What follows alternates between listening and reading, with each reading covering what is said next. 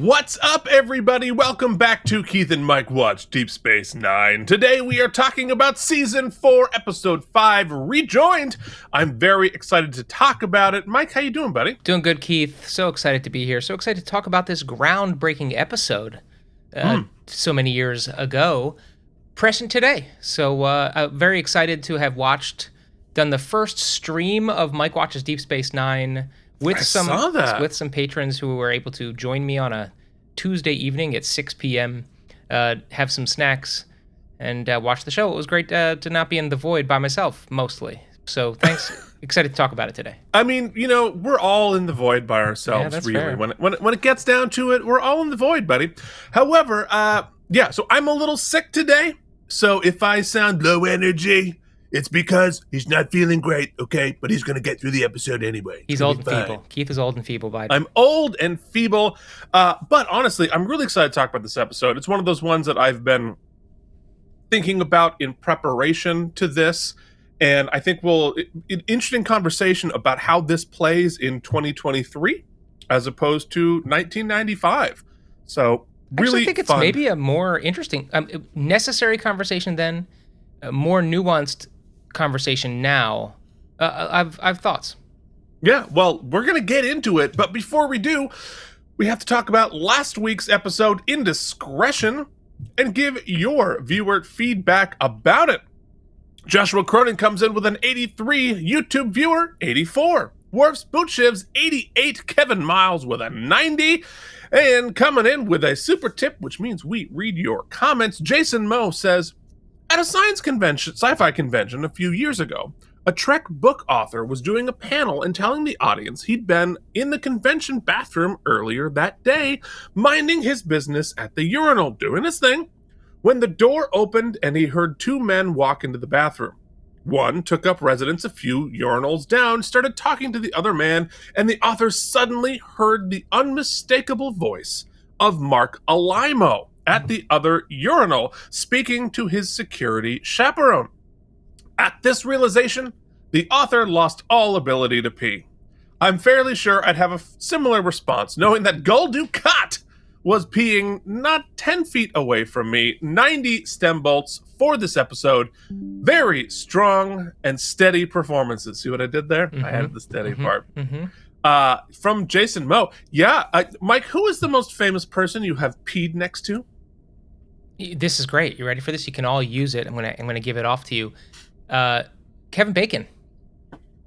So you have a direct stream from no degrees of stream between Kevin Bacon and Mike Indeglio. So you all know me now. So you have a direct Kevin Bacon. You win the game always. Wow. Yeah. Well, I would argue that mine is actually more infamous than famous. But I once peed directly next to Rudy Giuliani. Did he? If anybody is a lean and peaker, he's a lean and peaker.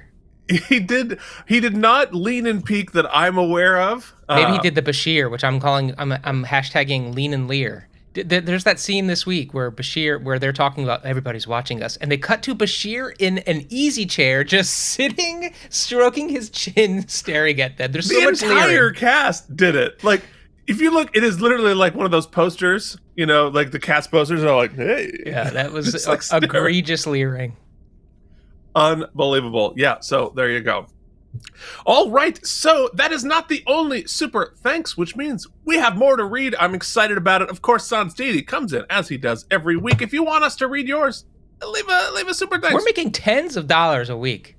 We make tens of dollars a year. So, hey, we had to fill out tax forms this year. We did. I'm excited. All right, so Sans Deity says, just another really solid episode. Season 4 does not stop with the hits. I was looking at the list, and at least according to my taste, there isn't a remotely mediocre episode until, like, episode 17. What I like best about this episode is that it does a good job of humanizing Dukat's character, but it never makes you feel completely sympathetic to him. Dukat, at this point in the series, is one of those guys you want to like or respect, but it's hard to. And this is just such a smart move. If they had made Dukat too much of a good guy, it just wouldn't work. This dovetails nicely with the Jem'Hadar storyline in the last episode, humanizing the bad guys, but not making them completely sympathetic. It was also nice to get a Kira-heavy episode again. It had been a while, and no, the Visitor doesn't count. Yeah, I see what you did there. And I always like me some Nana Visitor. This is another masterful performance by her, and the Dukat I'm not feeling great. The Dukat Kira clashes in Deep Space Nine are some of the best in all of Star Trek. I am dude. Mark Alaimo also deserves a ton of credit for how much he brought to his character. I've seen many interviews with him, and I see the inner Dukat inside of him, minus the genocide, I think. He definitely comes across as arrogant and bold and a bit of a dick. Perhaps I've characterized him unfairly, but that's what I've seen. In any case, he is an amazing actor. Fair. The B story was okay.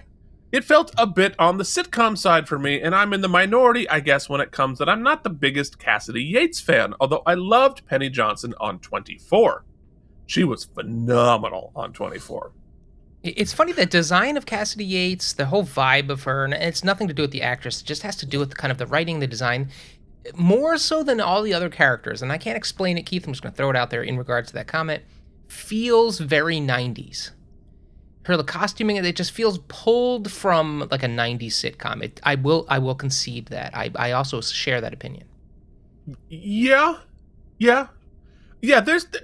We will get to know a little bit more about her, but yeah, I mean, as presented now, yeah, she's filling in a role as much as she is a character. Mm-hmm. But well, I think we'll get there. Anyway, my minor distaste has nothing to do with her skills as an actor. She does a great job on Deep Space Nine. I don't know, she just feels unnecessary and serves too much as a somewhat cheap plot device. But even with all that, their relationships and interactions seem very real and organic, like those with Molly O'Brien and the Chief. 86 self-sealing stem bolts. Hell yeah, they are self-sealing for you. And Keith, you are the fucking best dude. I literally spit out my coffee during your Gowron read. Yeah, well, perhaps, you know, at a certain patron tier, I could do your voicemail as Gowron. Yeah. As my dare, so that no one will understand what's happening. All right, so let us talk about Rejoined, shall we, Mike? Let's do that. He hit the button. He hit the button. I didn't even have to say anything. I'm so excited. This aired on October 30th, 1995. Hope you had your trick-or-treating candy ready to go by now. I should have bought some. 1995. Yeah, so this was just about time for trick-or-treating in 95. The top song continued to be... We both have brand new in-ear monitors. Ooh, fantasy, baby. We're both sick. I've got in-ear clogging. I don't. That's all I'm giving you. Was that right? Is it still fantasy? It was. Yeah. It was. Well done. The top movie in week 2 was Get Shorty. Didn't realize this was a multi-week top of the charts. I got Hall of Shame. I don't think I've ever seen Get Shorty. I haven't. I watched the TV show because somebody I know was on it, but I remember the movie as like surprisingly entertaining. I remember it's like a not cult really favorite, thinking much about it, and I was like, oh, you know what, this is really kind of delightful, and I'm kind of on board for it. So there you have it, folks. Is. We were right in the middle of the Travolta-sance. And I think this was his follow-up, or one of his made follow-ups to Pulp Fiction. To Pulp Fiction. When was that? Pulp Fiction was pretty recent from that, right? I have no concept of when that is. All right, I'm going to look it up while you tell us what was on TV. Pulp Fiction was 94, the year before. It's Monday, which means everybody should be airing their Halloween episodes. Oh yeah, let's hear our episode titles. So first, let's start with Keith over on ABC. Your Chicago Bears defeated the then Minnesota Vikings 14-6. Oh, that's exciting. Sounded like an exciting Monday night game. The nanny was a Jim repeat. Harbaugh still quarterbacking the Bears at that point? I think he was wearing sunglasses. It was Jim Harbaugh, Randall Cunningham. I'm going to look it up. Cunningham, yes, would have been on the Vikings by now. Throwing lefty. Anyway, Can't Hurry Love, Party Chicks, Murphy Brown, The Feminine Critique, High Society, Chicago Hope had Who Turned Out the Lights, ? Which, Keith, is interesting because Leave a Light On was the final episode of the Out of Practice podcast, a spiritual sister to Chicago Hope, who ended their episode on Halloween with Who Turned Out the Lights. That connection is not as tangential as I thought. Forget it. Also, 0 for 2, Warren Moon and Eric Kramer. This is par for the course today. Melrose Place, no Halloween episodes except for Ned and Stacy had an episode just entitled Halloween. All right. Well, thanks for wrapping up that sentence much faster than I thought you were going to. Keith has pre-started on his Halloween candy today. It's for the kids, Keith. It's for the kids. And I really want to complete a really larger thought. Enter. All right, so what was Voyager doing this week? This very night, they were doing the episode Persistence of Vision, in which the crew's imagination comes to life, kind of a take 2 of the Rumpelstiltskin episode of Deep Space Nine. Because that's what we needed. Because they were like, man, that was so good. Give me some more of that. We got this puppet. We might as well use it. Was it a puppet or was it a real guy? It was a guy. It was a person. I'm so sorry. I'm so sorry, that guy. Was it a puppet? Thoughts and prayers to your family, assuming you're dead. But you might be alive. I feel like I have really gone down a well, and I need a ladder. This poor actor, who was probably only like 60 years old now, you think, A, he's a puppet and he's dead? I made a lot of assumptions that might not have been good. And Keith's going to make me keep it in the episode, so... Oh, you're damn right I am. You're going to have to sit here in this. Mike, is there any chance you think I'm a puppet? No puppet. No comment. Oh, my goodness. I'm still alive for at least another couple of days. Not a puppet. All right, this episode... Oh, wait. Before we get into this, we have to talk about the Weekly World News headline, and I actually believe they might have gotten this right. Nostradamus predicts the worst winter weather in history. 96 did suck. I know there was a huge blizzard of 93, but I also think there was a blizzard that was the storm of the century, but I'm pretty sure there was a blizzard of 96. How to beat the winter blues in seconds flat. I wish we could have seen that. Let's see if we can read the inside. Inside. Piercing your nose will bring you money. 7 warning signs that could save your pet's life. That seems not very Weekly World Newsy. Life after death, bone-chilling stories from beyond the grave, and never be lonely again, Keith. Expert tips and loneliness, cure loneliness in 5 minutes. And yes, there was a giant blizzard in 1996, Virginia, of all places. Got 37 inches. New York City got 20. It was a big old thing.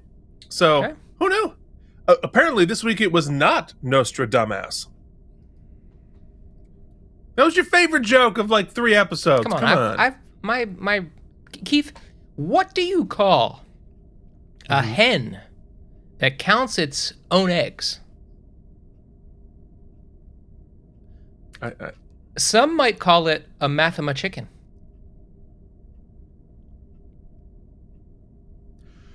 The director of this episode... Comedy. Comedy is what we do, folks. Professional comedy writer, just so you know.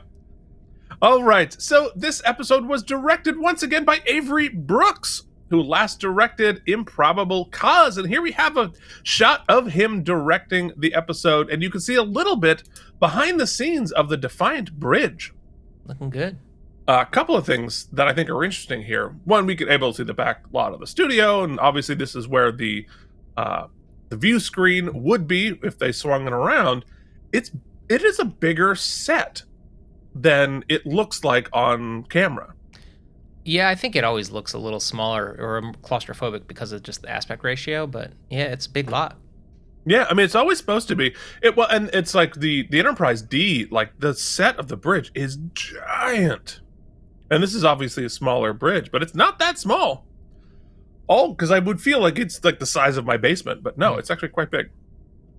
All right, so this episode was written as a story by Renee Echevarria and a teleplay by Renee Echevarria and Ronald D. Moore. Which means it is time to put some context on this in a little episode.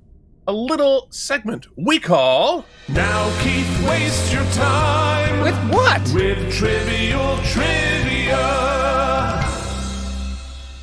Okay, so there's some fun casting stuff in here, including Susanna Thompson, who plays Lenara, would later go on to play none other than, earmuffs, Mike, for when we do Voyager. The Borg Queen! What are you doing reading things? No, it was one of our patrons told me that, Keith. Oh, guys, you can't tell Mike stuff. You can't. No, Mike has to be. He has to be the uncarved block. But if I'm not mistaken, we saw a Santa. Borg Queen action figure on our other show, Keith. So some would say it has been already pre-spoiled. No, that's not the Borg Queen that we saw. We saw the Borg Queen from First Contact. Oh, from the Next Gen movie. So anyway, in the original version of the story, interestingly, Khan was a man. And it was Ronald D. Moore who suggested making Khan a woman. I think if you made this episode about a man, I don't think it would be interesting at all. I think there's some inherent drama to the sort of revisiting a past love and can you make it work again and saying goodbye and taboos. I think there's some dramatic tension there, but you're right. I mean, it wouldn't be... but it's an allegory for nothing. And it just lowers the stakes. It's not sci-fi then, right? Then it's just sort of like a weird... This is... I don't know. But don't forget about The Matrix! The Matrix? Yeah, the B-plot of the story, Keith, is all about The Matrix! Oh, yeah. I scienced my way through the... It's just that they're just like, say the word Matrix as many times as possible, and there's one other word they say a ton. It was basically a drinking game, but we'll get to it. Yeah. So this is the first appearance of Kira wearing a Bajoran dress uniform. So we have seen the Federation dress uniforms, which they borrowed from Next Gen, but this is our first Bajoran one, so that's interesting. Also about Susanna Thompson, she actually has played 4 characters in the Star Trek franchise. The Borg Queen, as we mentioned, and Lenara Khan in this episode. She also was Varel in The Next Phase on Next Generation, and Jaya in Frame of Mind on The Next Generation. The original Star Trek original series shocked the world with the first interracial kiss. So this is keeping things very much in line with Star Trek history. This includes one of the first same-sex kisses on television. It is not the first, but it is a very early one, and according to this, the first one for science fiction television. So I think that obviously this was a much bigger deal then than it is today, so much so that Entertainment Tonight wanted to film the kiss, but Avery Brooks refused to let them do so. Of his direction of the kiss, Brooks said, "People want to hype stuff like that, but I wasn't going to have it." Susanna Thompson recalled Avery Brooks' directing of the episode. "It was my first time working on Star Trek where a director wanted me to come in prior to the first day of shooting. So he got Terry and I together. I felt very safe with him. And being an actor, he understood all the technical ramifications that you're sort of distracted with on any given day. But he also knew that this episode was going to be a little controversial because there was a same-sex kiss. He was so good at keeping us safe and protected, but also giving us such great space to be brave." Terry Farrell likewise admired the way that Brooks directed the kiss in a non-sensationalist manner. Good, nice to It has been interesting to evolve our understanding of Avery Brooks, the man, because he doesn't do much. He doesn't do very many interviews. He's not a very public person. But we get to understand sort of who he is through these things. According to both cast and crew, the episode was not actually about homosexuality. Director Avery Brooks was very clear about this. It's just a story about love and the consequences of making choices out of love. The kiss was irrelevant.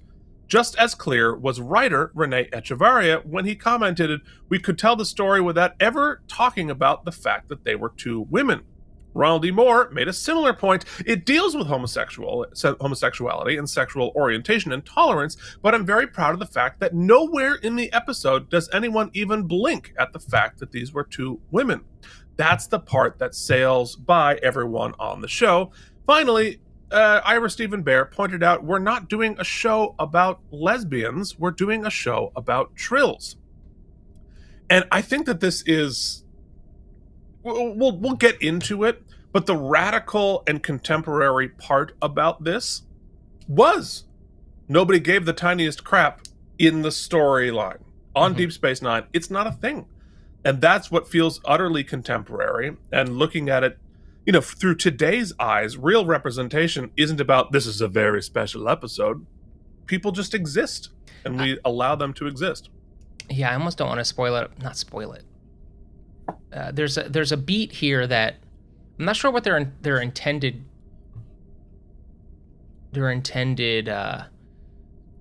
message was back in '95, but it was so prescient to its representation, its allegory today. We'll talk about it when we get there, but there's so much good stuff here, and you're right. The sci-fi of it is the fact that it has nothing to do with them both being women. In fact, in the story, it's ancillary. The host bodies are almost moot, right? It's the sex of the host bodies kind of moot into the past life of it all. And there's actually a subsequent point that the episode doesn't discuss too much. Their taboo isn't that you can't hook up with your old self, right? The taboo is that in order to keep the Trill progressing, we have to keep them apart from each other. Because when you start to think about it, if they were all just allowed to hang out together, you would almost sort of start to exclude the rest of Trill society, right? Because why wouldn't you just hang out with the hosts would all hang out together? Because you've got all the most interesting people are these people inside there. So it's like when you see people say, "Oh, if I went to heaven, I'd be hanging out with Jimi Hendrix and Paul McCartney and this guy and that guy," right? Well, that's kind of what they could do, because all the most influential and super people are in the hosts. So these anyway. It's awesome. We'll go. Yeah. It's very interesting. All right, well, we're going to get into it in the whole thing, but before we do that, Mike, we have some people to thank while I eat this muffin. Yeah, as I mentioned, I had a great time watching the episode with a couple. Delusions at Noon was with me. Jason Moe was with me. Potentially Worf's boot shivs, or that was a joke. I don't know. I have to figure the chat out better next time, but I think I've worked out some kinks. But we had some people popping in and out. It was awesome. Chatting with me as we watched. That's one of the benefits that our patrons get to watch. Mike watches Deep Space Nine, and Keith and I are going to do another family picnic where we watch a movie with all the patrons, and we try to throw out some other content. I've got a new toy, in fact, Keith, that I want to open. A couple of toys I want to open for the patrons that isn't Star Trek related. So maybe we'll do that coming up. So there's a lot of cool content you can get on the Patreon, but most importantly, folks, surprisingly, the channel is fully funded via Patreon. Only small ad revenue flows our way through YouTube. So you can be a producer on the show. We appreciate your support. You can get in for $1. All the content unlocks at the $1 level. That's our way of being inclusive. Give what you can. We appreciate you, the few, the proud, the patrons. Patreon.com/KNM. All right. Well, yeah. Lots of fun stuff upcoming. Gonna be great. So let's talk about our guest stars of Rejoined, that include the multiple aforementioned Susanna Thompson as Lenara Khan, Tim Ryan as Bajal Ottner, James Noah as Hannah Pren, and Kenneth Marshall is here as Michael Eddington.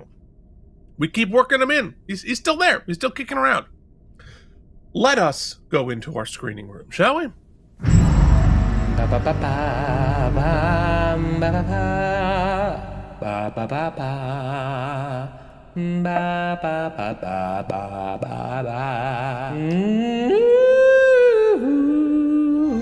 Yeah, we really commit to that. Sure do. Doo-doo. We sure do. So in our teaser, Dax is amazing Quark with some sleight of hand. One of her previous hosts was a magician. Bashir assumes it was the nerd. He's right. And Quark apparently has never seen a magic act. He is utterly baffled by this. You'd think he'd be well acquainted with sleight of hand, as it's a quick way to acquire profit. It is odd that Quark, of all people, doesn't understand the deception of it all. But, we've got to have a dumb Quark moment every once in a while. So Dax gets called to Cisco's office. He looks terribly serious. He looks pissed, in fact. It was a little bit of an odd choice, because we reveal him looking like, oh, yeah, the entire quadrant is dead. Well, little birdie told me that the director was a little intimidated to give him notes. It's true. And, and that Avery Brooks likes bold choices. Mm-hmm. So if he's going to be concerned, he's going to be very concerned. Some scientists from Trill are coming in. Hold on. Mm-hmm. Why is there the worst papier-mâché model of a starship behind him? I don't think it's actually that bad. I think that's the AI. Okay, because it looks But bad. in that screenshot, it looks like Jake made it in 5th grade. He's very proud of it. Jake designed his own starship. Mm-hmm. He made it out of paste. Actually, Keith, there was one of the science projects I had in 5th grade, speaking of, we had to make a spaceship out of whatever materials we wanted, and we had to put an egg, a raw egg, inside of it, and it had to survive a drop from 2 stories. The egg drop, that's a rite of passage in middle school. In this episode, we've already had the ship and the egg. Well, at about that same time, we did a sort of a Middle Ages unit in class, and so we were able to sort of make whatever project we wanted. So me and my weird friend, I think I might have been the weird friend, the weird friend. If you can't find the weird friend, it's you. It's you. Yeah. Decided to make out of balsa wood medieval torture and execution devices. So I made like a guillotine that actually worked out of. It was dark. It was dark, but kids like that stuff. Yeah, well, so were the Middle Ages, or I guess more so the Dark Ages, but Yeah, well, it's pretty dark today too. Anyway, so the Trills are gonna come in. They're gonna borrow the Defiant to investigate making artificial wormholes. Well, that'd be really handy, especially for a certain show called Voyager. Mm-hmm. But the leader of the science team is Dr. Lenara Khan. Shaka Khan. And Cisco suggests maybe you should take some leave. We don't know why yet, but Dax is like, nah, I'm going to stay. I've never let my past lives interfere with my job, and I'm not going to start now. Yeah, one's a psychopath, so. That's, 100%, yeah. So later they meet in the airlock, and we meet Lenara. She and Dax shake hands awkwardly and just say, it's been a long time. Shake, Lenara. I got to get them all out now, Keith, because there's a bunch. You want to take a minute? And... Chaka Khan, shake. Matrix. Okay, I'm good now. You good? Get it all out? Yeah. Great. We learn that Lenara used to be Dax's wife. 1995. Gasps. Yeah. And 2023 is like, okay. So in Act 1, Quark, Bashir, and Kira help with a great deal of exposition about Jadzia's former hosts. In case we had missed any of those episodes, we now know a little bit here. Lenara Khan was married to Dax when they were both symbionts in a different host. Kira doesn't understand why they can't just resume their marriage. Fair. But Bashir explains that the Trills aren't allowed to have relationships with people from previous hosts if they had a relationship, other ones. Romantic ones, apparently, at least since Cisco and Dax are very much still BFFs and occasionally bang in mirror universes. So this is the beat I was talking about it. So I don't think this is where they're going with this, but this is how it rang true for me. And this is what I think is great about one, sci-fi, which I think is going to be the theme of our conversation today, and two, revisiting old sci-fi and how sci-fi, amongst maybe more so than many other genre, sort of stays more current if it's well done.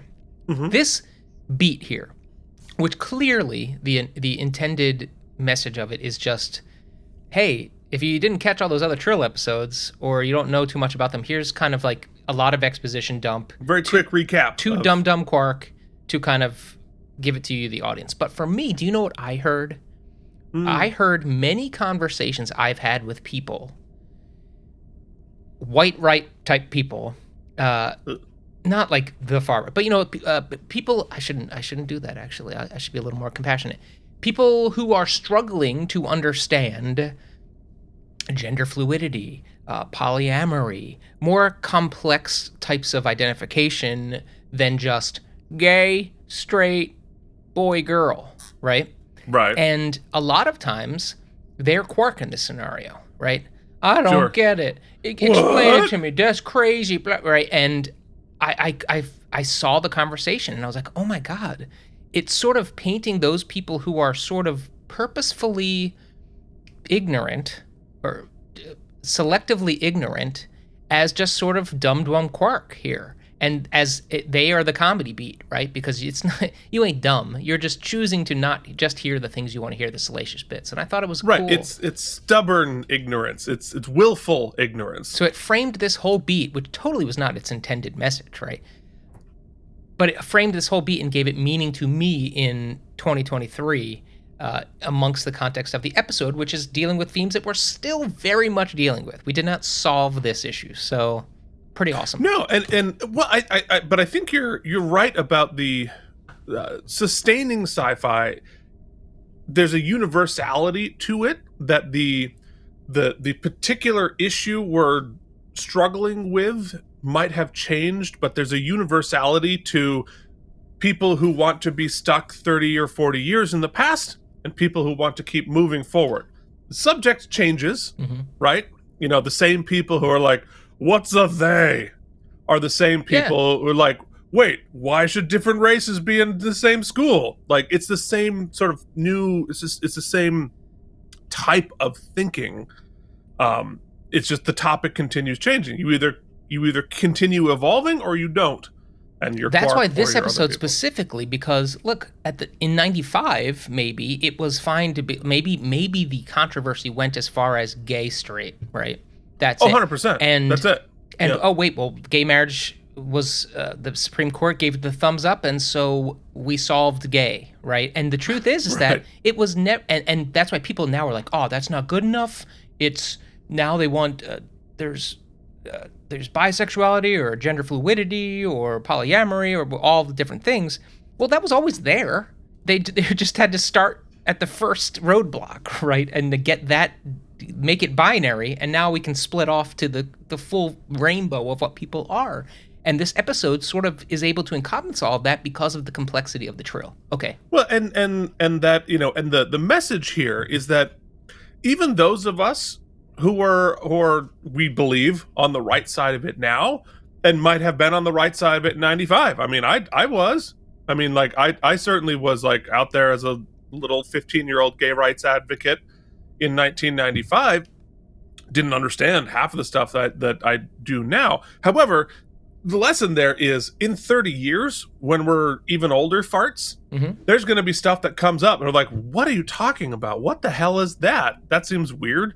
And we're going to have to, like, note to self from now, keep learning, Never dummy. Be satisfied. You're not done. There's more stuff you're going to learn, and there are going to be more people who are going to, you know, who are going to want to participate in our society and want to be respected that we might not understand yet. And, like, keep an open mind, folks. For me, the journal entry always is allow yourself to be corrected, do not take offense to it, and be ready to be wrong often, regardless of how hard you're trying, because those three things are confident truths.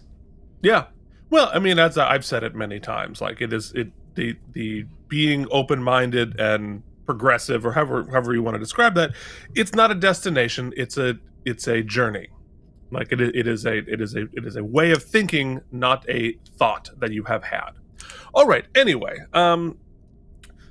so the Trill think it's unnatural to continue relationships because if the purpose of joining is to accumulate different experiences and not just keep the same relationship continuing in perpetuity, that they have to have this set up.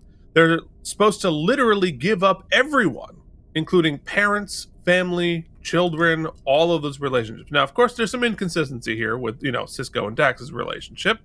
And it's not as if part of that doesn't make sense. Like if you take any of the gender stuff out of it, and you're like, the whole purpose is to have new experiences, it's not completely insane that they would have that sort of an expectation.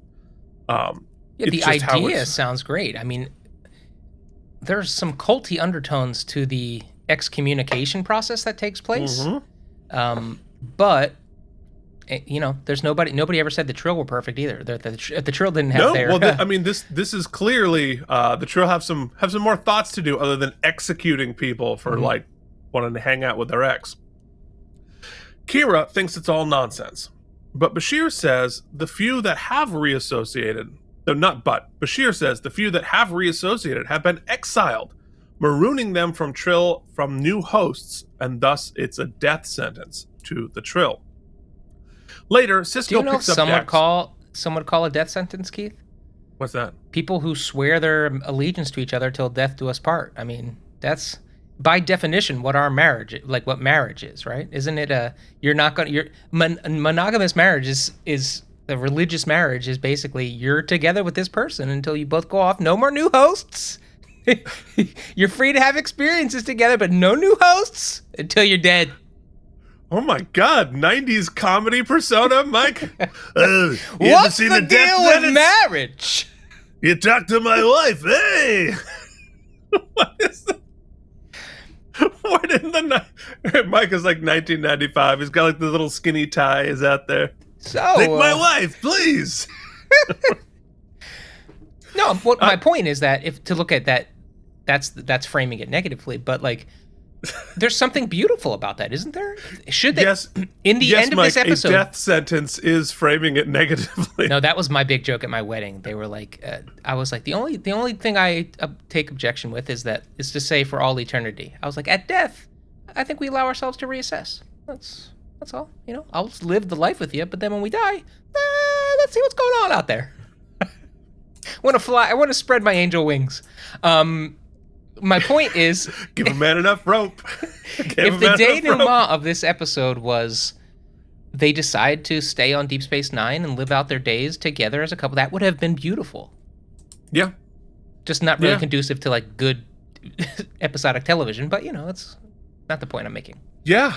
Well, it is complex. It is very difficult. If you look at it from the context of the literal story they're telling on Deep Space Nine versus an allegory for homosexuality, because then what makes sense there is very different. But anyway, later Cisco picks up Dax for the reception. He gives her another chance to bail. She says, "Stop worrying," but she's clearly not chill about this. So we go to the reception, and we see everyone in their dress uniforms. Everybody got the week off. They got cashies this week. Wear athleisure wear. These are the less casual. Yeah, but they fit. They fit much more cozy. Yeah, well, it's gotta be especially comfy. Nana. Nana gets a week off from the skin tightness. She definitely looks like she's in the jammies, for sure. Worf is going to be commanding the Defiant on the mission. They small talk about what Klingons dream about. He's funny. And Lenara seems pretty cool. Dax is uncomfortable, and Lenara takes a moment to chat with her at the buffet. Everybody is staring at them as they interact. I imagine this must have been a common feeling for non-straight folks in small towns. Especially, when there's not many folks out there, even the allies, even the people who are on board, like, oh my God, they're together, they're gonna be in love. Like, it just happened to be two people. Anyway, they joke about what to do with the audience. Lenari makes a joke about making out and professing their love, but they say they're gonna be just fine. Lenara is definitely a little flirty and is much more the instigator in this scene, which is interesting because that's the role that Dax is usually in. And Dax's sort of quiet discomfort here is very non-Dax in this situation, which I thought was a nice little beat there. Yeah, it goes unexplored, but it does make you question sort of what the power dynamic was in that specific relationship between those two Trill at that time, because it changes, right? Their whole sort of persona changes in each host, so it's Oh, for sure. so complex. And well, I think that's a really good point, because we know that I think a lot of Dax's bravado and sort of like rah is Curzon, and that in Curzon was after Torias, who was the one who was married. So maybe not. She's going back to who she was before Curzon came in there, and Guy Fieri'd it all up. Yeah, and there's a lot of analogies to this, right? I was talking about it on the stream. Not to get too far into the weeds, but I find the Trill to be so complex that they allow for so much possible allegory. Like, I'll give you two here. One, think about different groups of friends you have, and how for each of those groups of friends, you have a sort of different persona you play, right? Like, there are different things at play. Yeah. Like, with my high school friends, I'm a class clown, kind of the goofball. Whereas with some other groups of friends, I'm sort of, they look at me as sort of like the elder statesman which is comedic to me, because that's not how I view myself, but it changes. And also, I'll speak for myself, though I imagine a lot of us share this type of experience. You come across an old ex years later, right? And even though you have changed completely, two things generally take place. One, there's like a small sliver of a percentage somewhere in your heart that still can flutter, right? That even if it's just a whisper of what the flutter felt like.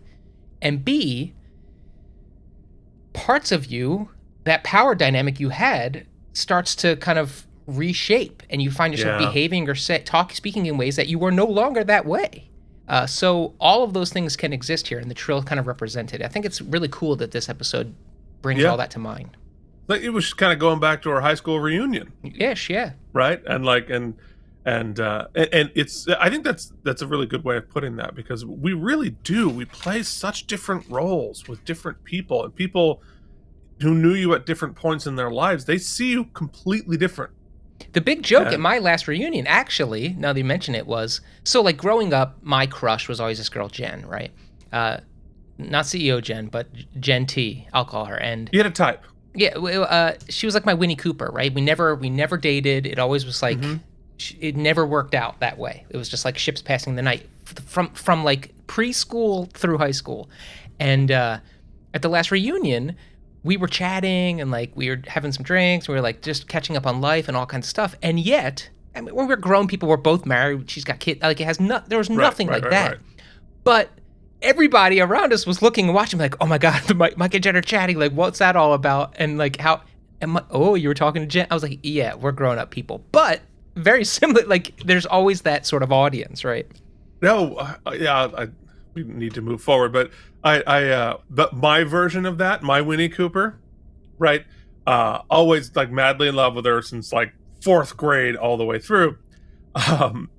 We were doing a benefit for I Got Fired up in my hometown, which is the show I wrote 10, 15 years ago. And it was sort of like a musical benefit, so I was going to like perform musically for most of the night.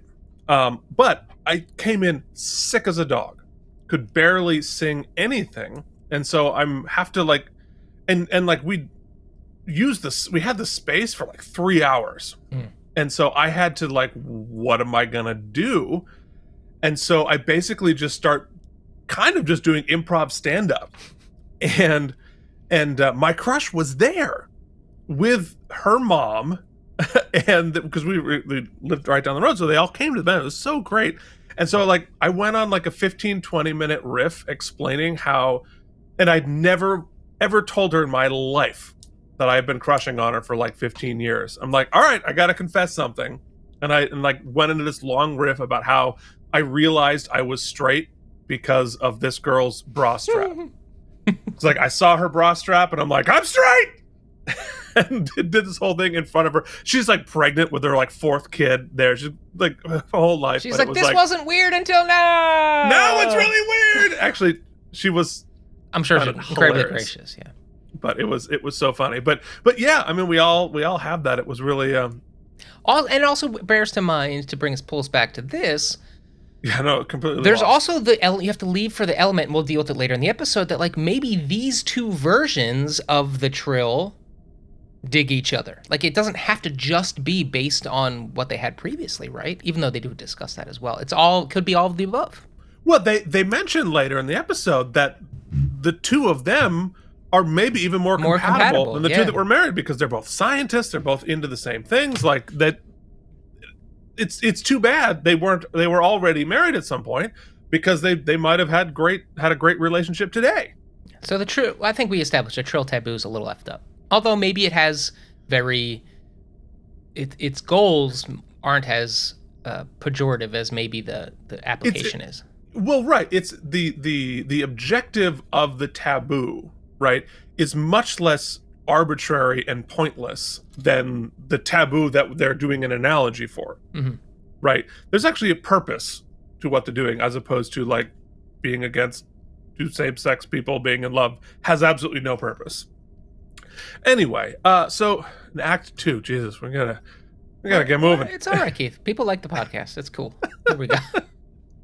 In Act 2, we begin the mission with a couple technobabble meetings that gives Dax and Lenara a reason to be alone together on the bridge. They stand closely together and have a bit of an argument that their previous hosts used to have. Their lives are intersecting once again, and it's confusing for them both. It's hard for them to sort out their feelings from those of their past hosts. However, their chemistry is palpable. One of the defining conflicts in their marriage was Torias's, Dax's previous host, recklessness as a test pilot, leading to his death in a crash. And Dax is able Goose, to... basically. He's Goose, right. And Dax apologizes on his behalf.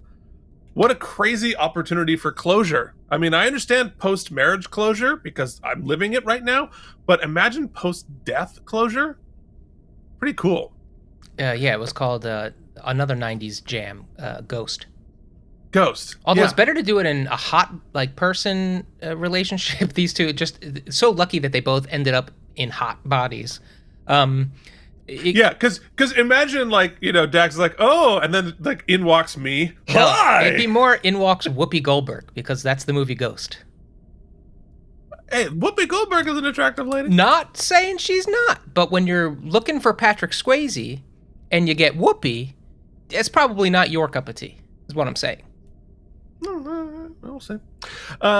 Anyway, no, I think Whoopi is beautiful. Don't. Look, there are many people out there who would take Whoopi over Patrick Swayze any old day. Yes, but I'm saying that Molly, played by Demi Moore, was not one of those people.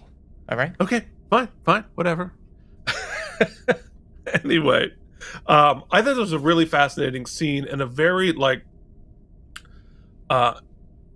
interesting to have that type of closure and to be able to have that conversation.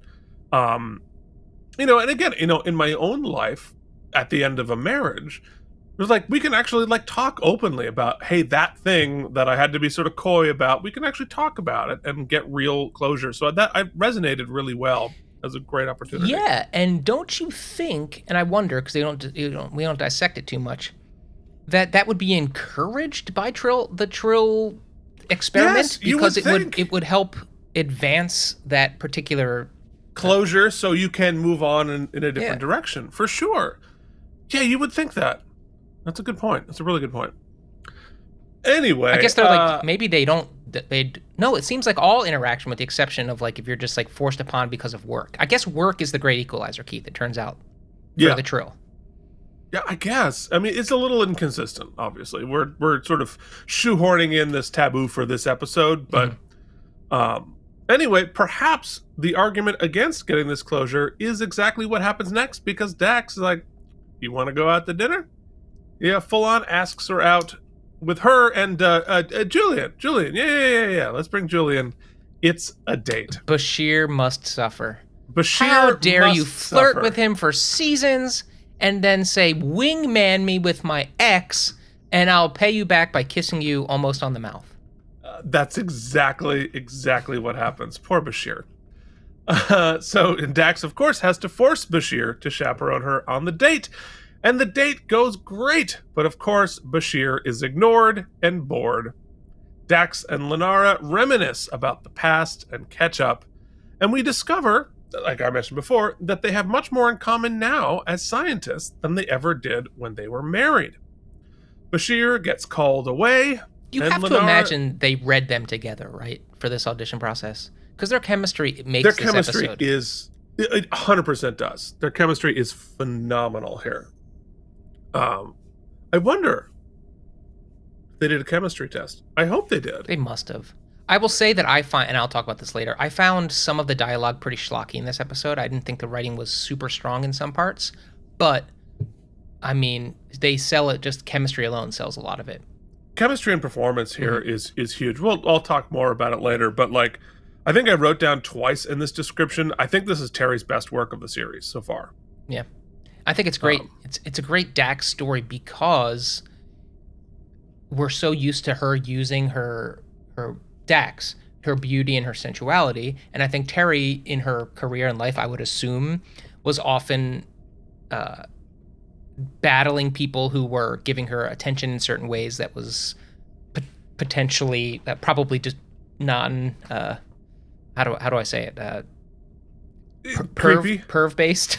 Non-perv based. Yes. And to have such sort of like a beautiful, simple story being told between two people who are I can't articulate the point I'm trying to make. But you're right. The performances and the chemistry rise above any of the trappings, right? Yeah. They kind of belie the two beautiful women making out is the episode, and it turns out that's not at all the episode. It's not at all. No, for sure.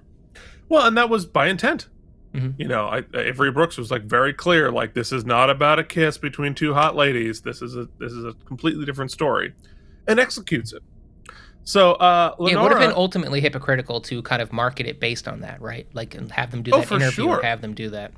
Yeah, and probably would have juiced their ratings had they, you know, obviously people were aware that it was coming, but it wasn't the fact that they didn't let Entertainment Tonight, you know. And this was banned in some local affiliates in the South, right? I would imagine, yeah. Jason said that. Jason put that in the chat last night. Yeah. Ugh. Craziness. Anyway, so Bashir gets called away, and Lenara notes the fact that they just tortured the guy, and he was a really good sport. Lenara then gives Dax her Klingon earrings. Interesting. However, when I watched it carefully, I don't think either one of them have their ears pierced. So they, I guess in Star Trek time, they just sort of magnet it, but I don't think the actual actresses had their ears pierced. They definitely don't eat any food. That cabbage and stale bread go to waste. They do not eat any food, but they are clearly still very much in love. And, of course, they're spotted by the Trill guy. Uh-oh. So in Act 3, the next day on the Defiant, they start the test. They do science, and Dax and Lenara are still canoodling, and the two Trill guys whisper about how close they're getting. They zap the space thing, it's starting to work, and they're able to briefly open a wormhole in subspace. Kind of a big deal, but not really a part of the episode. Does it work, or does the blow up? It does not work. Okay, yeah. Because I was like, doesn't that change the whole everything? It would change everything, yes. It's funny that there's sort of MacGuffin, doesn't matter, is sort of like an epic potential discovery. That would be a really big deal. Like, you know, Voyager would end in season 2. But, you know, Bajor would no longer become important because you could wormhole to anywhere. So Lenara and her assistant discuss their success after lunch. They've got another big test coming up. Well, that's her brother, isn't it? It's her brother. I didn't realize he was his brother at this point in the description. He takes time to grill her about Dax. He says people are starting to notice. She pieces out and he follows. We find out he's actually her brother. Like I said, oh. She says, there's nothing going on, but we all know it's not true. We go to Dax, who does some very slow sit-ups in her quarters when Lenara comes in upset. They're going to have to talk about it. Dax thinks that they shouldn't, but Lenara knows it won't change how either one of them feel not to talk about it. Dax doesn't want her to hurt her again, and they both know the risks, but feel what they feel. They finally kiss, and half the country cheers, and the other half freaks out. Mike plays Take My Breath Away on the stream, and Keith gets pissed. Yeah, man, there's no plain stuff. Pay attention. I can't do the Mike watches with him because I just scream at him to pay attention. And Mike wants to make jokes, and Keith wants to make him pay attention. I can multitask with my viewing, and Keith is not capable of doing that. No, I just don't trust you. That's fair. It's a wonder you based an entire concept of a podcast on me watching these shows. But really, honestly, it is literally that. The entire concept of the show. I'm aware. Is Mike's trying to... I'm showing you my favorite toy, and you got to say, ooh, that's awesome. Now, Keith does all of the pre-work. He does all of the research, and he does all of the graphics, and he does all that. But I will say, I am doing, for every podcast we do, I'm doing another podcast, just watching it and trying to make jokey jokes. So yeah. Just pay attention. If Keith could direct Mike watches Deep Space Nine, it would just be Mike. I wouldn't say anything. Just silently watching. It would just be us illegally reposting the episode of Deep Space Nine. And your frozen face. You're allowed snacks. But microphone muted because we don't want to hear you crunching those snacks. That's right. That's right. You have to have headphones in. Keith, Pete, get serious. This is the important scene. Yes. Yeah, so they have the kiss. And I thought it was, effective. It was... I'm not really into the romance stories, but this one landed to me. Not to sound thirsty, but in all seriousness, actually. I, and also the folks watching with me on the stream, agreed that if you're going to do it and you know it's going to be controversial, they let the actresses go for it. Like, we got some saliva exchange, they've got some lip biting, some thumb sucking. It ain't just like a smoochy smooch. Let's not offend anybody. They will let them go for it, which is fine. And it doesn't look gross. It's not sexual in any way. It's very grounded in clearly their chemistry. Well, it's sexual, but it's their sexual. It's not necessarily for us. It's not for us to be turned on by. It's not TNA type. You know what I mean? It's very grounded in their chemistry. Yeah, for sure. And their chemistry is so important as a part of this. So, after they kiss, Lenara leaves. I'm not saying Keith didn't rewind the VHS. Well, but that's the thing. You texted me, we were joking about it. 1995 Keith was so wrapped up in the politics of it, the message of it, the Deep Space Nine of it. It wasn't hot to me. I was so invested in like the importance of the gay kiss on television, the story itself. Which is not to say I wasn't rewinding shit right and left at that point. Prepare ye the holosuite. Oh my goodness, yes. But as I said to her, I was more of a Baywatch and Acapulco Heat for that. Star Trek was always too serious to me. It was never about that on Star Trek. What the hell is Acapulco Heat? Oh my god, it was like sort of like some version of Baywatch in Acapulco mixed with like in Acapulco, obviously. But I forget what they were like, undercover cops, or I forget exactly what the story was, but it was like even more salacious than Baywatch, and it went on right after Baywatch. So it was like, if you're watching ABC in Vermont at that point, Baywatch came on at 11, Acapulco Heat was at 12, and I would stay up and watch it. Anyway. Good for you, buddy. See, but Star Trek was far too serious. It was like I would never sexualize my heroes like that. So in Act 4, Dax goes to Sisko to talk about what to do. She wants to reject the taboo and resume their relationship. And Sisko thinks she shouldn't. The consequences are too damaging, even though he disagrees with the law. He says, if you get exiled, you will kill Dax. And Dax believes in the principle, but she loves her. He says, I will probably feel I'd probably feel the same way if I were you, but I need to be sure that I was willing to pay the price. But, he says, if you really want this, I will back you all the way. And Dax says, I've lived 7 lifetimes, but I've never had a friend quite like you.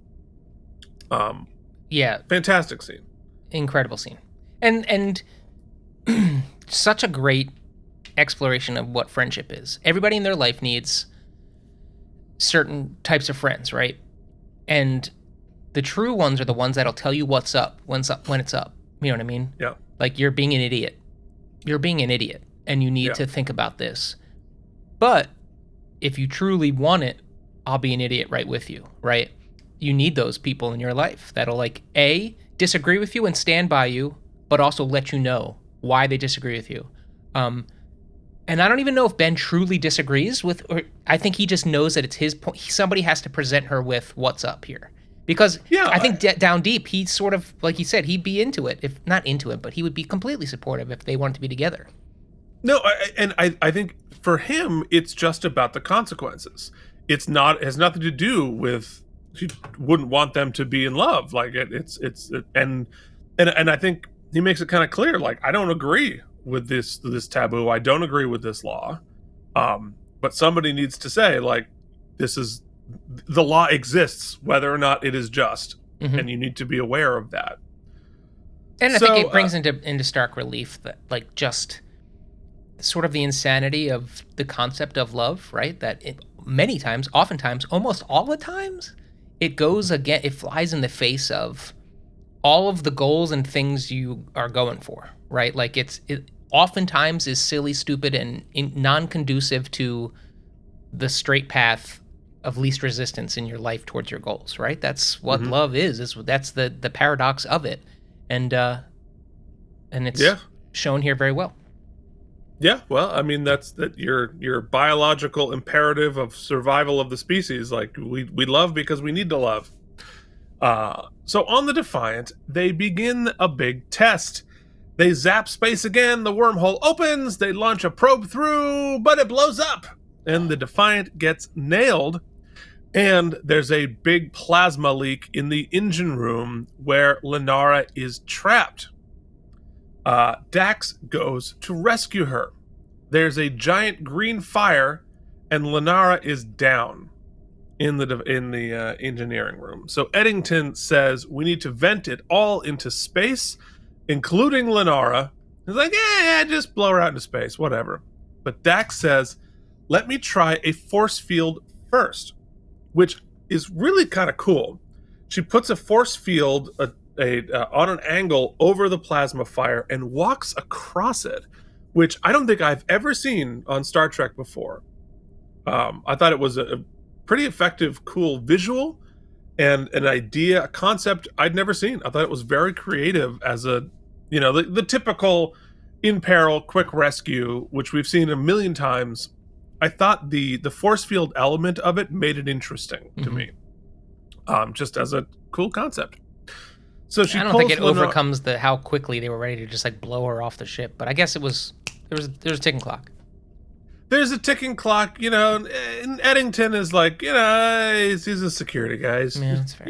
He doesn't know the importance of, like, the hundreds of years of experience and life that this Trill encapsulates. He hasn't seen the rest of the episode. Yeah, that's true. But I thought he'd listened to Quark's exposition at the top.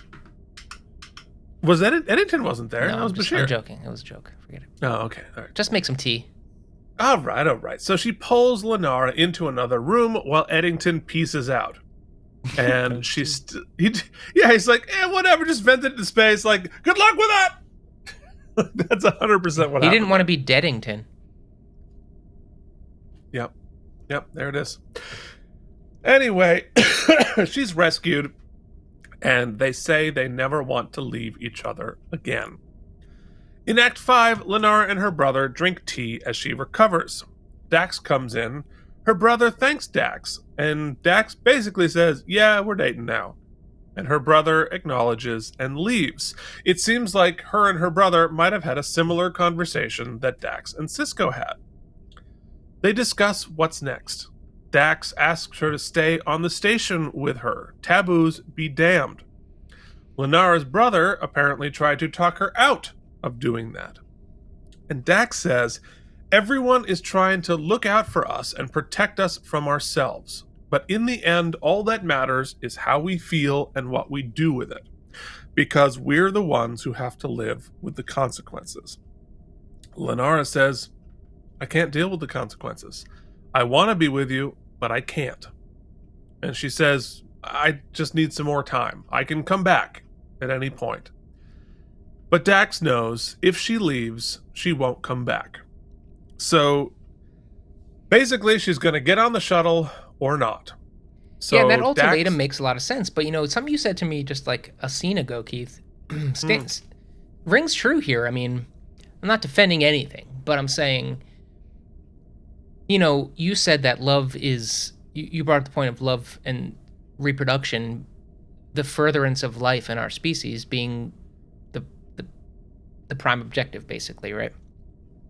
Well, for the Trill here in this circumstance, these two aren't reproducing, right? It's not the point. And to keep their scientific discovery and their advancement as a host and to be rehosted later is to be separated. So in many ways, getting the hell away from each other is their biological imperative. Yes, to save the symbiote. Although, if you think about it, the symbiotes are the ones who are in love with each other. The hosts are kind of secondary here. Yeah. So they're doing it to themselves. Like, it's Although not I think there's that little seasoning of these two being into each other on top. Oh, for sure. Which is why they're like, we probably shouldn't pursue it. No, there's some extra chemistry there. Yeah, no, for sure. But they were married before either one of these hosts existed. So it's interesting. So, yeah. So she's like, let me think about it, and Dax goes back to being the sort of impulsive one and being not even a pragmatist. Dax is the impulsive one here and is like, hey, here's an ultimatum. Leave and you never see me again. Well, I don't think it's an ultimatum. I think it's an acknowledgement of the truth. Yeah. Like, you get on that plane, you're not coming back. You're not coming back. Anyway, so you leave these baby blues behind. You leave them behind. Yeah. Dax watches as the other two Trills get on the airlock. Then Lenara does too.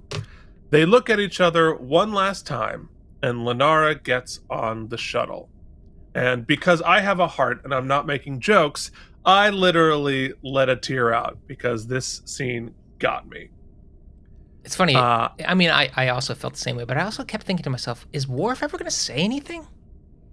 Oh yeah. He'll be there. Okay. Worf's gonna be there, but he can't come on and Bigfoot around and dominate the series. He has to integrate himself into it. And I wrote down Terry is so good in that scene, and so is Susanna Thompson. And I think it's cool that they have Shaka Khan never look up. Yeah, it's not like they meet eyes. At the very end. Doesn't really? Don't they at the very end? I didn't think they did, but either way, it works either way. Yeah. Well, it's hard. I mean, it's genuinely heartbreaking. And like, you understand the decisions that they made, but it is also just like, ugh. And I think it is the performances that, if the performances weren't as good, I don't think it would have landed the way it did. I had a girlfriend, Laura, who we dated. She was like right before I went to college, she was a year ahead of me, so she was in college, and we dated kind of over 2 summers, really. And, interestingly, she ended up marrying a woman. But we had like a really nice sort of like early teens, early 20s love, and it was pretty beautiful in many ways. And she got accepted to the Peace Corps, and wow. It was a pretty abrupt. She was like, this could be like a 5-6 year thing, and she was going to Africa, and so it was like it wasn't just a breaking up. It was like, probably not going to see you.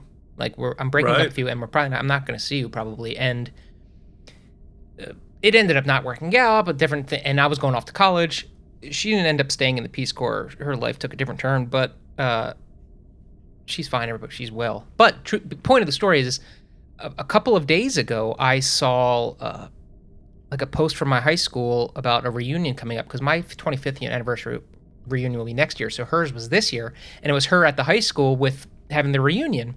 And it dawned on me in that moment that when I said goodbye at the airport, it was that moment. I never saw her. I have not spoken to her or seen her since she got on that airplane to go to the Peace Corps. So it's, I mean,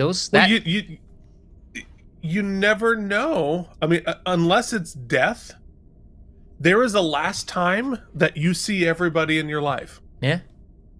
And you never know that it's going to, you almost never know this is the last time I'm ever going to see so-and-so.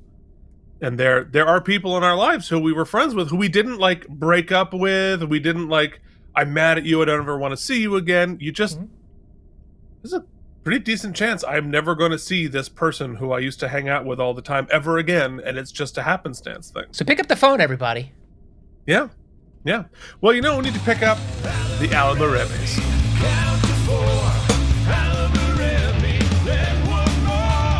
Every week, Keith, we know we're going to see this guy again. Yeah, we sure do. Well, until we get through 173 episodes. And then like, unless we go back and watch our own episodes again, which seems very unlikely, we're never going to see that guy.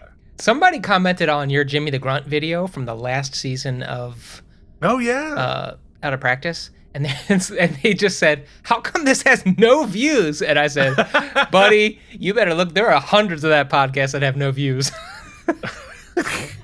Hundreds. Oh my God. Yeah, no, we put a lot of effort into a thing that like tens of people watch. But that's okay. That's how we roll. Hey, we say we're going to do it. We did it. Let us begin with wormholes in the plot. Mike, tell us your wormholes. I think the major wormholes is, like you kept mentioning, so we won't belabor it, the sort of inconsistencies in the Trill culture. I think they're sort of culture. The troll, yeah. Why are they always under bridges? I am Dax.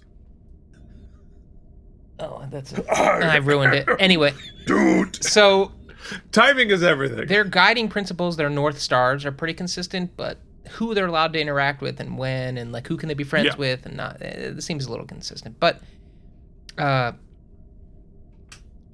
regardless, that's not that important. And also, sort of the entire B plot is sort of a wormhole. Like, nobody's sort of, shouldn't they be spending a lot more time working on the wormhole thing? Like, it seems important. Shouldn't we be there? And well, they've been working on it for years. This is only like sort of the test phase. They're borrowing the tool they need to do the test, which is the Defiant. So they've, ideally they've have worked. It's like, you get access to the Hadron Collider. Yeah. You like sign up like 2 years in advance. You get an hour with it. You've done all of this research ahead of time. I almost wish the B plot had been less important. Like the goal of it, like it had been more just, I don't know. The scientific consequences, had they succeeded, were less important. Yeah, I see that. Whereas in last week's episode, or however many episodes where we met the Jem'Hadar folk, that they needed that to be important, right? Like it was important because to lose that information is the consequence. Anyway. Yeah. And also, I thought there's some missed opportunities here that I don't think rise to wormhole level. I'll save them for my critique. So I'm just going to leave it there. Really, the consistency of Trill culture, but ultimately, not important. Yeah, I think so too. I mean, I think that you mentioned, I mentioned it. Like it is pretty inconsistent what the rules are of your interactions with people post a different body. And we've talked about.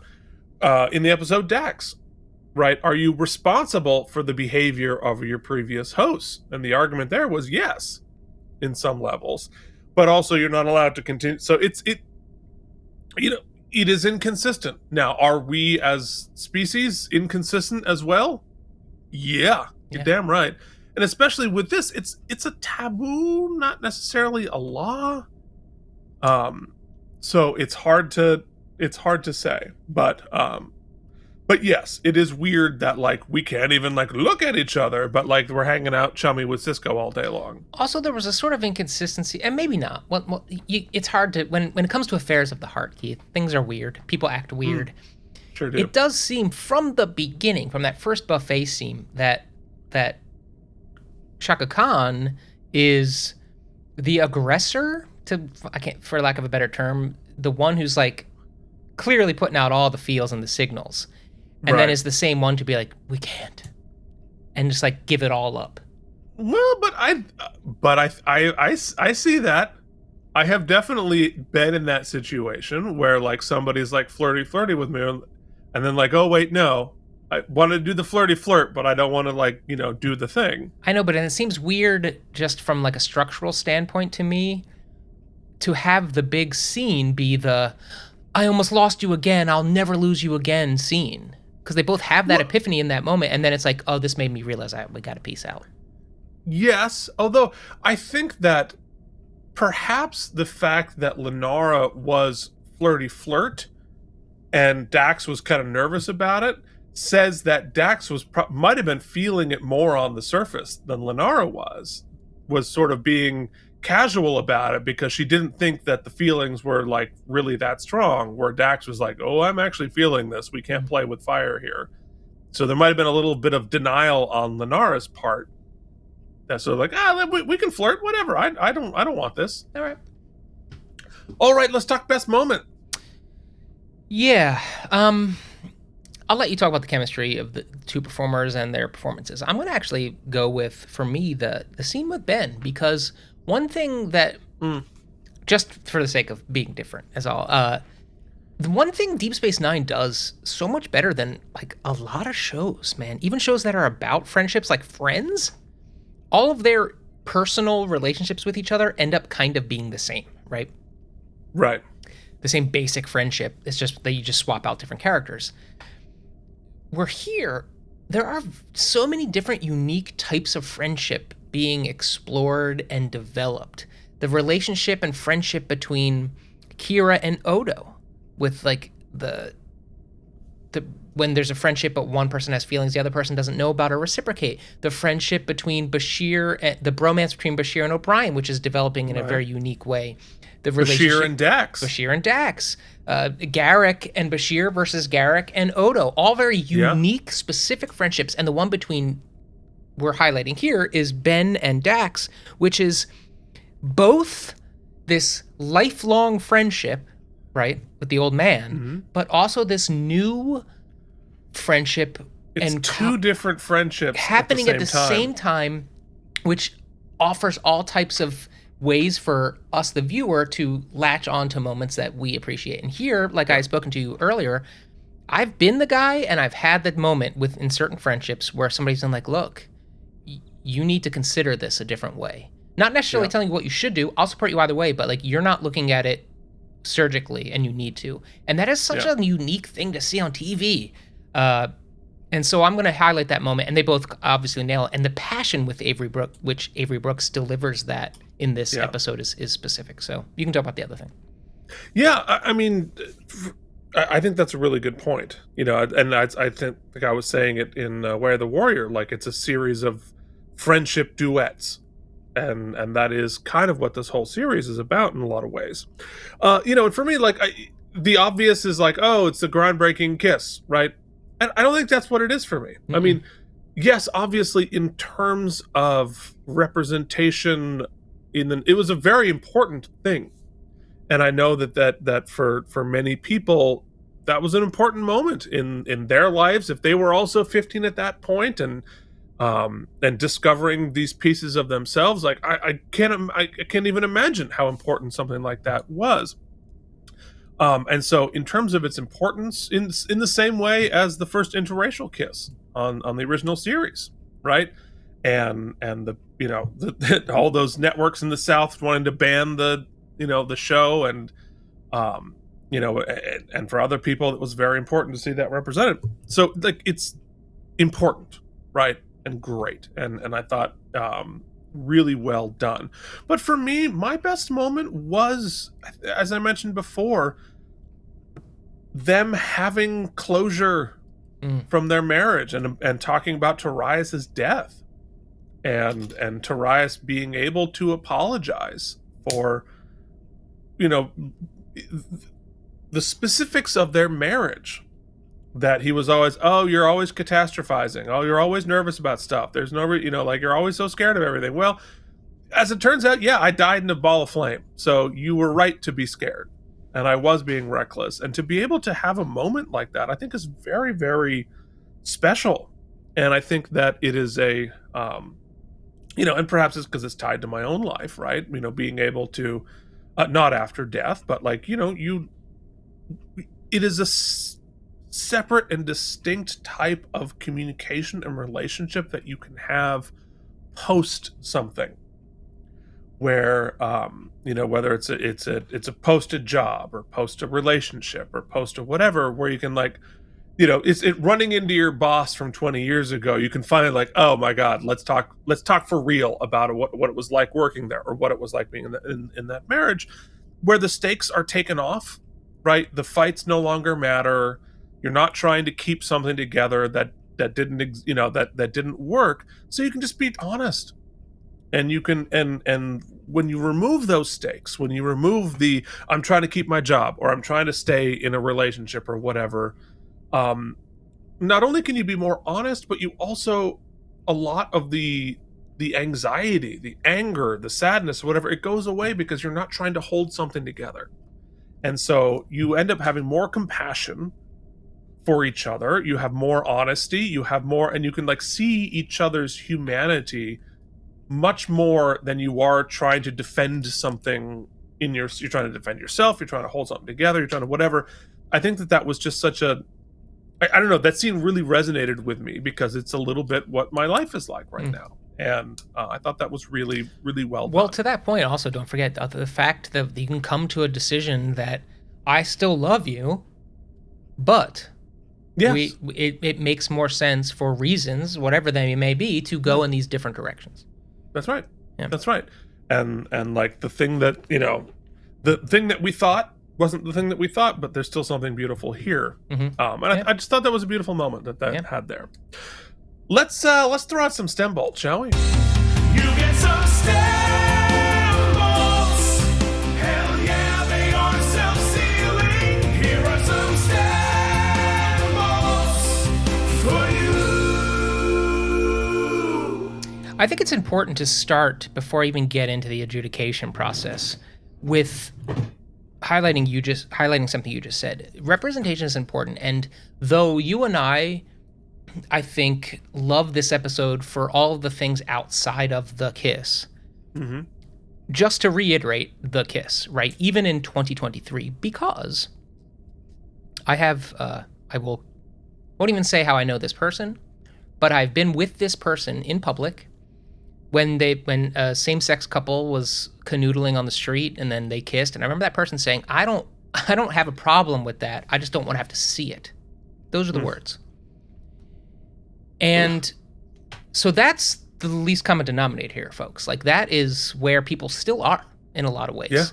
Yeah. And those of us here in liberal, progressive New York City, sort of in the world where like most of our friends are in the same-sex couples, like we forget that it is not that way in much of the country, and definitely not that way in much of the world. And so I'll say up front, look, I am a human being riddled with hypocrisy. Like, that is just, I would never claim to be above that. However, I do think it important to call out hypocrisy when you see it and when it is being perpetrated.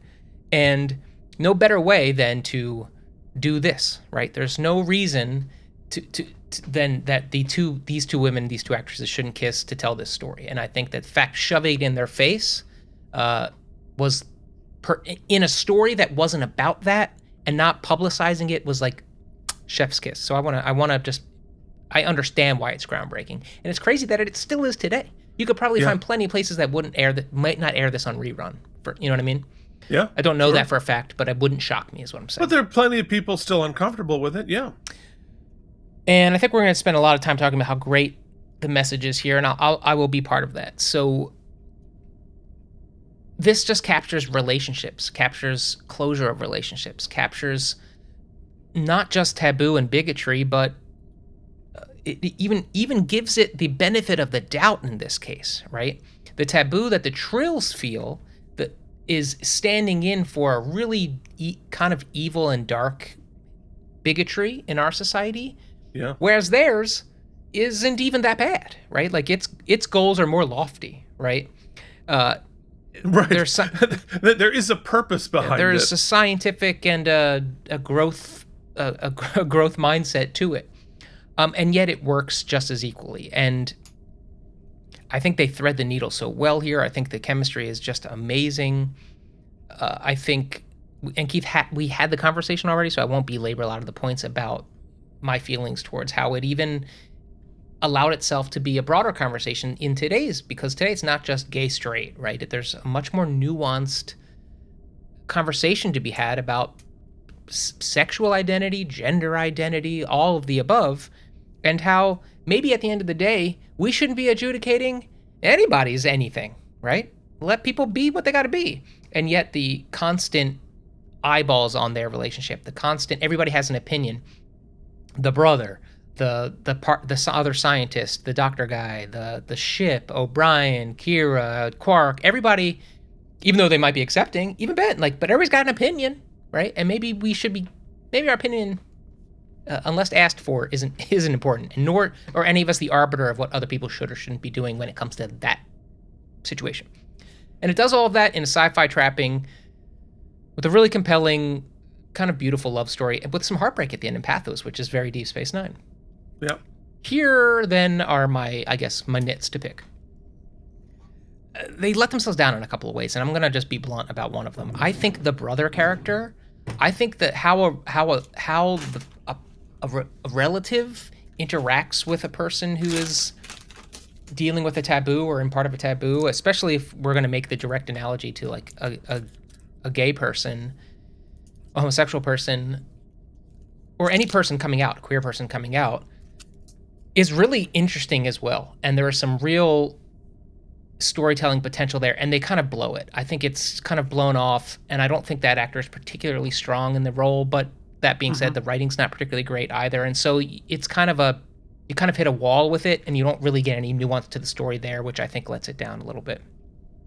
I think that extends to the entire B plot, which is, as Keith said, simply a pathway to get Shaka Khan on the ship, right? Right. And the episode doesn't quite reach the pantheon of the greatest, because of that. It just doesn't. I think those are basically my nits. That doesn't mean it isn't great. I love the two character dramas, and I think that for any of the missteps, they nail casting. They just nail, when they know they have a two-hander, they nail it 98% of the time. And here is no doubt. I at times I think, what's the guest actress's name? Susanna Thompson. I think sometimes, I would say she is the finest actress in this episode. I think her performance tops all. Quickly followed by Terry, of course, but she's just excellent. I hope we see her again, even if it's a recycle, reuse, renew. On this, she was great. I think their chemistry is great. Well, she's pretty important on Voyager. I have so many touchstones personally to this episode, and I am not dealing even remotely with the central right meat of this story, as a very privileged person who has not had to deal with a lot of that struggle. In your cis straight marriage. Straightness, yeah. So the fact that it can speak to me, and it's not even by calling out my hypocrisy, it's by just like I'm finding beautiful, tender moments in other moments. I think that stands the test of as a great episode. And for that and its quibbles, I put this into the calculator, and out comes 91 self-sealing stem bolts. Yeah.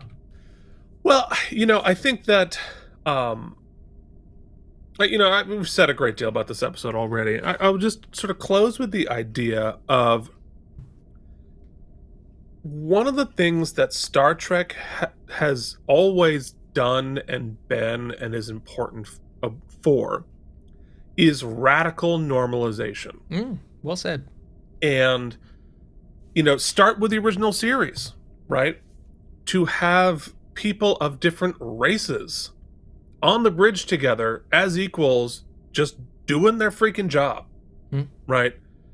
And no, and what was radical about it was not just that they were there, but that we showed a world where it wasn't a thing. It wasn't a like, oh my goodness, we have different races, and let's have let's have a very special episode about how other races can work together. No, it's just normal. They're just people on a bridge, and we look back on it today, right? And we see Uhura, and we see Sulu on the bridge, and we don't even think about it, right? They're just like, yeah, okay, she's the he's driving the ship and she's communicating, and then what else is there to think about? Well, 1966, that was a really big thing. And so them just existing, living their lives, doing their job was radical, right? And this episode's treatment of the same-sex couple as not, as everybody working on this double down on the idea, this is not about gay. This is not about the fact that it's a same-sex couple. It is, obviously, that is there subtextually, but our textual story is not about that. It is radical in its representation of they're just there living their lives. We are telling a story about their feelings and relationships, and the fact that it's two women is freaking irrelevant within the context of the story, and let the relevance of it happen out of the context of the story. And I think that is radical. That is the goal. I think that is more persuasive than hitting it on the head too much. And we see it today, right? My wife was watching a movie and pointed out that just this silly horror movie or whatever it was, and it didn't really matter, but that they had a trans character who just happened to be a trans actor, and they didn't even address it. They're just it's just there, existing, being chased by whatever monster was chasing them. It doesn't matter, right? And that radical, like, oh, well, we don't have to address this, right? It's just representation so that we normalize and just become like, yeah, it's part of life. What's the big deal, right? And I think that is so important. I mean, yes, obviously we need to address these things. We need to tell these stories. It's vitally important. But also we need to represent in a normalizing kind of a way, so that when we see every commercial you see, there's it would have been wildly controversial to have an interracial couple, and now you can't turn on a commercial without one, and that's great, because at some point we stop even noticing, and that's when we stop, or we start noticing, right? Like, what I've been noticing recently is, I know marketing, blah blah, branding, I get it. But like, you walk into a toy store, which I do quite often, and I love to walk down the aisles, and it's so like, these are for girls, these are for boys, right? And I'm starting to, and it's always been that way, and it's always been kind of fucked up. But as things become more normalized and more, you start to recognize where we are failing still. Yes, 100%. Yeah, it's just like, why are the girl stuff pink and the boy stuff blue? What are we doing? What planet are we on? But why don't girls like Star Trek toys? Why are they in this aisle, right? Like, why the boy can't play with the bar? Well, who gives a shit? I see some of my nieces and nephews, not to put anybody on blast, but their parents do the same thing. They buy them, or they kind of, you see them cringe if they say they want a doll or something, and you're like, why are you doing that?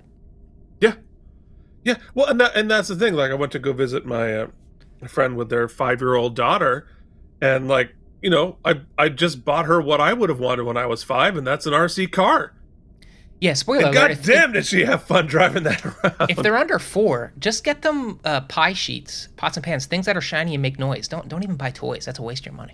Oh man, she would drive that thing around like crazy. But yes. Anyway, point being, I think that it's great because of how they handled it. They're able to do it in sort of a sci-fi way, but not make it about the thing, and just, it's a story about two people who love each other, and there is an obstacle to that love. The fact that they are two women is only relevant outside of the context of the show. And Dax, the character, has done this before, because if you remember, in the episode where Quark, has the woman pretending to be a man so that she can do business, when he confesses to Dax, "I'm in love with Quark," the fact that it was, at least Dax thought for a second, it was a male-male relationship, never even occurred to her that would be weird in the slightest. No, you have to call out hypocrisy when you see it. Mm-hmm. Deep Space Nine itself has often used gender swapping or gender identity as comedic fodder. So they are not flawless, but... Oh, certainly not. Yeah. No, and we have one coming up that is going to... It's going to digest like a mouthful of glass. So great. So we're going to screw it up real bad in the future. But for this one, I don't know. It's just great, and it's important. And in 2023, it feels like it doesn't matter, but it feels contemporary because of the way that they handled it. And so for me, it gets 92.5 self-sealing stem bolts, because I was invested in the love story. I cried at the end because I gave a shit about these two people. That's performance, that's writing, and at the end, my tear has nothing to do with the fact that it was a same-sex couple. Utterly irrelevant. It was just two people that I cared about. There it is. So that's why you get 92 self-sealing stem bolts. Interestingly, though, if you go onto IMDb, the rating is only a 7 out of 10, putting it as the 127th out of 173 episodes. And there are some people who don't like this episode for, I think, very valid reasons, but I think there's probably a fair amount of homophobia. Keith, 5 episodes into season 4. Have I ranked anything lower than 90? You have not. That's season 4 is great. Can it go 26 for 26? I don't know. We'll see. I find that very unlikely, but I think our average is probably going to stick out above 90 because, it's what people are saying. Boy, are we off to a unbelievable start with season 4. And next week we are talking about Starship Down. Whew, gonna be fun. Thank you so much for watching. Please check out our other shows. Look at my Star Trek Toys and K&M Geekly. You can check out us reviewing all of Strange New Worlds up to this point. And go back, you know what? We mentioned it. Did you enjoy David E. Kelly's The Practice? Then hop onto your podcast feeds and listen to us review every single damn episode. It's kind of just like this. It's just about the law as opposed to sci-fi. So and there's some batshit stuff. And we listen to you get to listen to us listen to the episode too. So it's a radio drama also. It's all there. It's good fun. People are watching it, but check it out. If you enjoyed this, you'll enjoy that. All right. Thank you so much for watching. We'll see you back next week with Starship Down. Till then, this has been Keith and Mike. Watch Deep Space Nine. Thank you for watching K&M Entertainment. If you enjoyed our particular brand of nonsense, please like and subscribe. Or become one of our patrons at patreon.com/KNM.